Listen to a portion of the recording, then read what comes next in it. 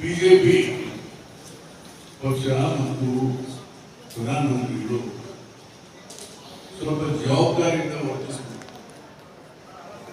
ಯಾಕೆ ಈ ಮಾತು ಹೇಳಿದ್ರೆ woman reservation bill 2010ರಲ್ಲಿ doctor Manmohan Singh ಅವರು ಪ್ರಧಾನಮಂತ್ರಿ ಇದ್ದಾಗ ಬಿಲ್ ಪಾಸ್ ಆಗಿದೆ. ಲೋಕಸಭೆಯಲ್ಲಿ ಆಗಿರಲಿಲ್ಲ, ರಾಜ್ಯಸಭೆಯಾಗಿಬಿಟ್ಟಿತ್ತು. ಬೇಕಾದಕ್ಕೆ ಲೋಕಸಭೆಯಲ್ಲಿ 2023ರಲ್ಲಿ ಆಗಿಬಿಟ್ಟಿದೆ. ನರೇಂದ್ರ ಮೋದಿ ಇದ್ದಾಗ, ಅಲ್ಲಿ ಮನಮೋಹನ್ ಸಿಂಗ್ ಇದ್ದಾಗ ರಾಜ್ಯಸಭೆ ಆಯಿತು, ಇಲ್ಲಿ 2023ಗೆ woman bill reservation 33% MLA MP ಕೊಡ್ಬೇಕಂತ ಹೇಳಿ ರಿಸರ್ವೇಶನ್ ಬಿಲ್ ಪಾಸ್ ಆದ್ಮೇಲೆ ಅವ್ರು ಇವತ್ತ ಮುಂದಿನ ಚುನಾವಣೆಯಲ್ಲಿ 33% ಏನೇ ಹಾರಿಸಿದ್ದವ ಅದಕ್ಕೆ ಮಾಡ್ಲಿಕ್ಕೆ ತಿಳ್ಕೊಂಡಿದ್ದರಿಂದ ಪಾಸ್ ಆಗುತ್ತೆ. ಆದ್ರೆ ಅವ್ರು ಏನ್ ಮಾಡಿದ್ದಾರೆ, ನನ್ನ ಹತ್ರ ತಿಳಿದಿದೆ, ನಾನು ಓದಿದೆ, ನಾನು ಸ್ವಲ್ಪ ಕಾನೂನುಗಳನ್ನು ಪರಿಶೀಲನೆ ಮಾಡ್ತೇನೆ. ಜಸ್ಟ್ ಫುಲಿ ಅಂದ್ರೆ ಜನರು ಮೂರು ಗೊತ್ತಿಲ್ಲ. ನೀವು 3 ಬಿಲ್ ತಂದಿದ್ದೀರಿ. ಈ 2011ರ ಪಾಪ್ಯುಲೇಷನ್ ಇಟ್ಕೊಂಡು ಮಾಡ್ತೀವಿ ಅಂತ ಬಿಲ್ ಹೇಳಿ ಹೊರಗೆ ಏನ್ ಹೇಳ್ತಾರೆ, ಅವಾಗ ಏನಾಗಿದೆ, ದಕ್ಷಿಣ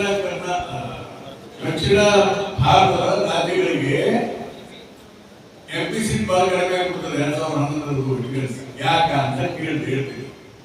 ಪಾಪ್ಯುಲೇಷನ್ ಗ್ರೋತ್ ರೇಟ್ ಅಂದ್ರೆ 2011ರ ಸುಮಾರಿಗೆ ಒಂದು ಕುಟುಂಬಕ್ಕೆ ಎಷ್ಟು ಮಕ್ಕಳು ಸೌತ್ ಅಲ್ಲಿ ಇದ್ದಾರೆ, ಎಷ್ಟು ಮಕ್ಕಳು ನಾರ್ತ್ ಅಲ್ಲಿ ಇದ್ದಾರೆ, ಅದನ್ನೆಲ್ಲ ಲೆಕ್ಕ ಹಾಕಿಬಿಟ್ರೆ ಪೂರ್ತಿ ನಾಲ್ಕು ಸೀಟ್ ಅಂದ್ರೆ ಜನಸಂಖ್ಯೆ ಆಧಾರದ ಮೇಲೆ ಮಾಡಿದ್ರು.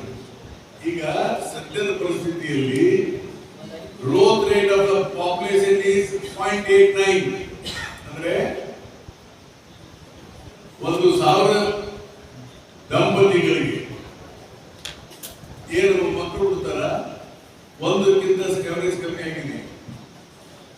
ಆಮೇಲೆ ಯಾರು ಸಾಯ್ತಾರೆ, ಸತ್ತವ್ರನ್ನೆಲ್ಲ ತೆಗೆದುಬಿಟ್ರೆ ಅದು ಗ್ರೋತ್ ರೇಟ್ ಅಂತ ಹೇಳ್ತಾರೆ. ಫರ್ಟಿಲಿಟಿ ರೇಟ್ ಬೇರೆ, ಗ್ರೋತ್ ರೇಟ್ ಬೇರೆ. ಫರ್ಟಿಲಿಟಿ ರೇಟ್ 1.7 ಇದೆ. ಯಾವುದು ಅಂದ್ರೆ 1,000 ಕುಟುಂಬಕ್ಕೆ 170 ಮಕ್ಕಳು ಹುಡ್ತಾರೆ. 1.7 ಇದು ಫರ್ಟಿಲಿಟಿ ರೇಟ್. ಗ್ರೋತ್ ರೇಟ್ ಅಂದ್ರೆ ಸತ್ತನ್ನು ತೆಗಿಬೇಕಲ್ಲ, ಅವಾಗ 0.89 ಬರುತ್ತೆ. ಇದು ಎವರೇಜ್ ಆಫ್ ದ ಕಂಟ್ರಿ. ನಿರ್ಭೀತ, ನಿಷ್ಪಕ್ಷಪಾತ, ವಿಶ್ವಾಸಾರ್ಹ ಸುದ್ದಿಗಳಿಗೆ ಮತ್ತೊಂದು ಹೆಸರಾಗಿರುವ News18 ಕನ್ನಡ ಈಗ ಆಪ್ನಲ್ಲೂ ಲಭ್ಯವಿದೆ. ದಯವಿಟ್ಟು ಇಲ್ಲಿರುವ QR ಕೋಡ್ ಅನ್ನು ಸ್ಕ್ಯಾನ್ ಮಾಡಿಕೊಂಡು ಆಪ್ ಡೌನ್ಲೋಡ್ ಮಾಡೋದಕ್ಕೆ ಮರಿಬೇಡಿ. ನಿಮ್ಮ ಬೆಂಬಲ ಹೀಗೆ ಸದಾ ನಮ್ಮೊಂದಿಗಿರಲಿ. ಧನ್ಯವಾದ.